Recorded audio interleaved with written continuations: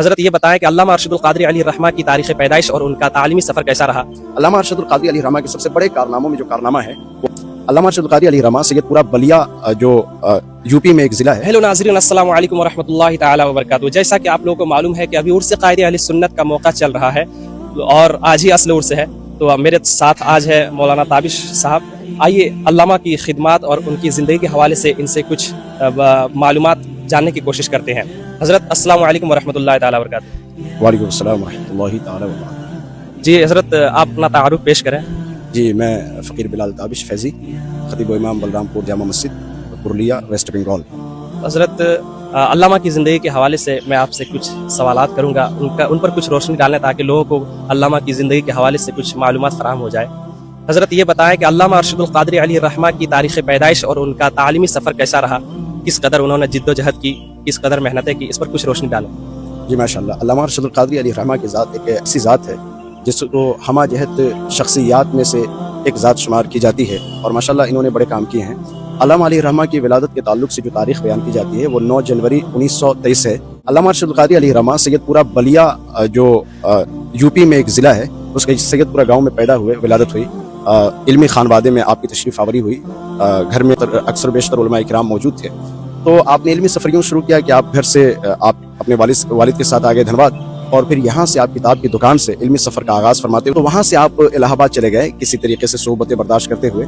پھر وہاں سے آپ اپنے بھائی کے توسط سے حافظ ملت علامہ شاہ عبدالعزیز محدث مراد آبادی علیہ الرحمہ کی بارگاہ میں پیش ہوئے جامعہ اشرفیہ مبارکپور میں، اور وہیں سے آپ کی فراغت ہوئی۔ اس کے بعد آپ نے درس و تدریس کا کام شروع کیا اور تقاریر وغیرہ کے سلسلے شروع کیے۔ بعدہ آپ نے ملک کے بہت سارے علاقوں میں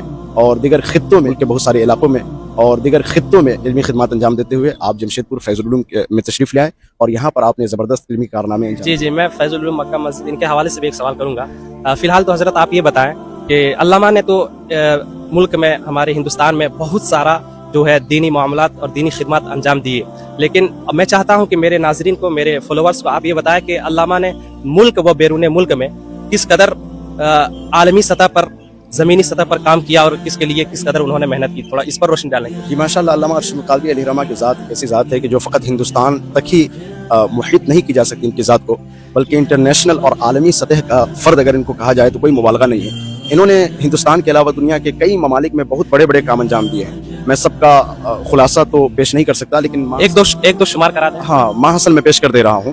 علامہ ارشد القادری علیہ الرحمہ کے سب سے بڑے کارناموں میں جو کارنامہ ہے وہ ورلڈ اسلامک مشن کا قیام ہے، جس کو آپ علیہ الرحمہ نے چند علماء کرام کے ساتھ مکہ معظمہ میں اس کی بنیاد رکھی، اور یورپ کے بہت سارے علاقوں میں ورلڈ اسلامک مشن کے ذریعے مساجد بنائے گئے، مدارس بنائے گئے، اور آج تک علامہ قمر الزمان اعظمی صاحب قبلہ اور دیگر علماء اور مشائخ کی زیر نگرانی وہ تنظیم بحسن خوبی اپنا کام انجام دے رہی ہے۔ اور دوسرا جو سب سے بڑا کام علامہ ارشد القادری کا وہ یہ ہوا کہ دعوت اسلامی، جس کے امیر مولانا الیاس قادری صاحب قبلہ دامت برکاتہم العالیہ ہے، اور یہ ایک ایسی تنظیم ہے کہ علامہ علیہ الرحمہ نے جیسی سوچ پیدا کی تھی اور الیاس قادری صاحب کو جس فکر کے ساتھ اس تنظیم کی باغڈور عطا کی تھی، علامہ ارشد القادری علیہ الرحمہ کے اس فکر کی تعمیر، اس فکر کو مکمل طور سے زمین پر اتارتے ہوئے مولانا الیاس قادری صاحب قبلہ نے، امیر دعوت اسلامی نے پوری دنیا میں دعوت اسلامی کا پرچم بلند کیا ہے، اور دعوت اسلامی جو علامہ کی قائم کردہ تنظیم ہے وہ آج ہندوستان ہی نہیں بلکہ دنیا کے بیشتر ممالک میں اپنی خدمات انجام دے رہی ہے۔ تو یہ علامہ کے سب سے بڑے عالمی کارنامے ہیں جس کو علامہ علیہ الرحمہ نے ہندوستان کے باہر انجام دیے، اور اس کا اثر پوری دنیا پہ ابھی پھیلا ہوا ہے۔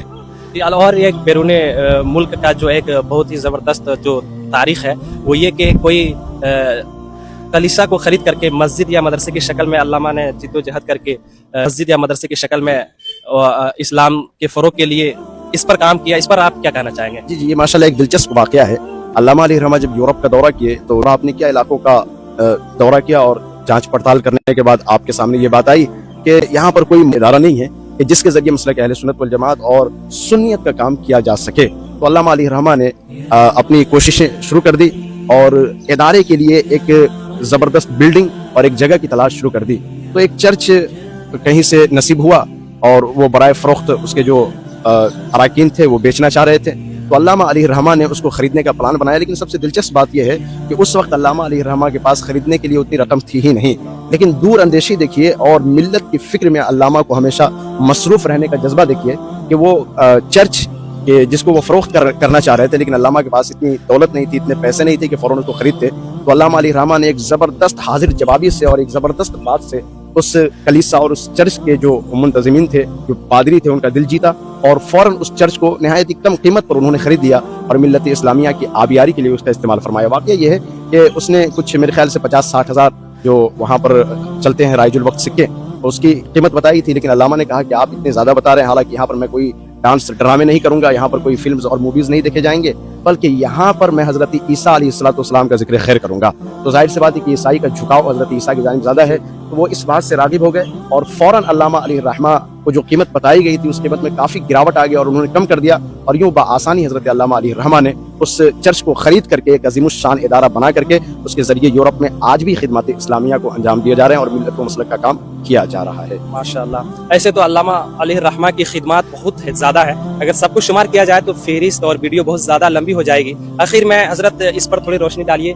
अभी पीछे कैमरा घुमाइए, उधर देखिए, हम लोग अभी मज़ार अक़दस में मौजूद हैं और पीछे ही जस्ट अल्लामा अलैहिर्रहमा का फैज़ुल उलूम मौजूद है और इधर किया। और अभी हम लोग जिस शहर में खड़े हैं ये है मक्का मस्जिद और ज़मीनी सतह पर अल्लामा अलैहिर्रहमा की आखिरी निशानी ये है, तो इस पर आप कुछ रोशनी डालिए और ये भी बताएं कि ये जो ज़मीन हम लोग जिस पे अभी खड़े हैं ये करोड़ों की ज़मीन है, लेकिन अल्लामा अलैहिर्रहमा की 1 रुपए में इस ज़मीन को हासिल की, इस पर भी थोड़ी रोशनी डालें। जी माशाल्लाह, ये भी एक दिलचस्प वाक़या है और अल्लामा अलैहिर्रहमा की जवामर्दी और इस्तिक़ामत फ़ी दीन के लिए एक बेहतरीन सबूत है। जब अल्लामा अलैहिर्रहमा हज़रत हाफ़िज़ मिल्लत के हुक्म पर जमशेदपुर तशरीफ़ लाए तो ये बिल्कुल बंजर ज़मीन और बेज़रख़ेज़ ज़मीन थी, यानी कि यहाँ पर कोई ऐसी दूर दूर तक रोशनी नज़र नहीं आ रही थी कि जो दीन की तरफ आने वाले लोग हों, दीन को समझने वाले लोग हों और मदारिस बनाने की जानिब उनका झुकाव हो और यहाँ पर दीनी खिदमत को आला पैमाने पर अंजाम दिया जाए। लेकिन अल्लामा अलैहिर्रहमा जो हाफ़िज़ मिल्लत के आगोश करम से निकले थे तो उनको मालूम था कि हमको कैसे कैसे आगे बढ़ना है। तो यहाँ धतकीरी में पूरे जमशेदपुर का चक्कर लगाते हुए अल्लामा अलैहिर्रहमा एक फ़र्द के पास पहुँचे, उनको किसी तरीके से कायल किया कि अपना बरामदा आप मुझे हवाले कर दें, मैं यहाँ पढ़ाऊँगा। अल्लामा अलैहिर्रहमा ने वहाँ से दर्स व तदरीस का सिलसिला शुरू किया और ये जो धतकीरी है और इसके अतराफ़ व अकनाफ़ में जितने भी इलाके हैं वहाँ से लोग आकर के अल्लामा अलैहिर्रहमा के पास बच्चे वगैरह बच्चियाँ पढ़ने के लिए आते थे और सबको अल्लामा अलैहिर्रहमा पढ़ाते थे। फिर दरख्त के नीचे आ गए और इंतहाई धूप की शिद्दत में भी अल्लामा अलैहिर्रहमा छाती के सहारे पढ़ाते रहे। बिला आखिर वो वक्त आया कि अल्लामा अलैहिर्रहमा ने मदरसे के लिए जद्दोजहद शुरू की और कोशिशें शुरू की।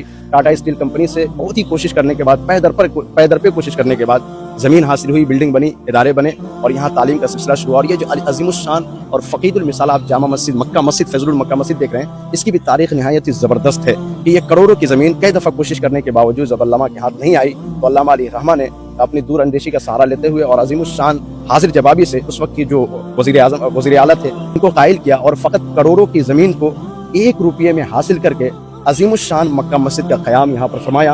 और आज आप देख सकते हैं कि अल्लामा अलैहिर्रहमा की आखिरी यादगार जो मक्का मस्जिद है वो इतनी आलीशान और शानदार बन चुकी है कि जमशेदपुर और इसके अतराफ़ अकनाफ़ में जितनी भी मसाजिदें हैं उन तमाम मसाजिदों में जगह के एतबार से, खूबसूरती के एतबार से, बिल्डिंग के एतबार से, हर जहत से ये मस्जिद शानदार है और सबसे अज़ीमुश्शान है। तो ये अल्लामा अलैहिर्रहमा की खिदमत का एक अजीम और सुनहरा बाब है जिसको मैंने बयान किया। माशाअल्लाह माशाअल्लाह, शुक्रिया आपका हज़रत। आप बिलाखिर हज़रत अल्लामा अलैहिर्रहमा दिल्ली में ही 20 अप्रैल 2002 में विसाल कर गए। वहाँ से उनके जसद अक़दस को रांची लाया गया। रांची में बहुत सारे लोगों ने खिराज पेश किया। उसके बाद जमशेदपुर ला करके ऐसा जनाजा, वीडियो मेरे भाई लगा देंगे, आपको देख लीजिएगा कि जमशेदपुर में तारीख है कि इससे पहले जनाजे में इतने अफराद ने शिरकत किए नहीं थे कि जितने अफराद उसके बाद भी नहीं किए। अल्लामा अलैहिर्रहमा का जो जनाजा वो नहायत ही शानदार जनाजा था और एक ऐसा जनाजा था कि आज भी लोग उनको देखते हैं तो अश कर उठते हैं कि वाकई ये किसी आम शख्स का जनाजा नहीं बल्कि बड़े आशिक़ रसूल और मुतहर्रिक फिद्दीन और नहायत ही ज़बरदस्त अल्लामा और फ़हामा का जनाजा है। तो अल्लामा अलैहिर्रहमा को यहीं पर तदफीन किया गया और आज भी लोग उसके मौके से और दीगर मौके से भी आकर के अल्लामा की बारगाह में खिराज अक़ीदत पेश करते हैं। हम भी दुआ करते हैं कि अल्लाह ताला इनकी मरकत पर बेशुमार रहमत व अनवार की बारिश नाज़िल फरमाए और हम तमाम को इनको फ़यूज़ व बरक़ात से मालामाल होने की तौफ़ीक़ फरमाए। अस्सलाम वालेकुम। माशाअल्लाह, बहुत ही दिलचस्प मालूमात है। अगर आपको वीडियो अच्छी लगी तो अपने तमाम मुहिब्बीन को वीडियो शेयर ज़रूर करें।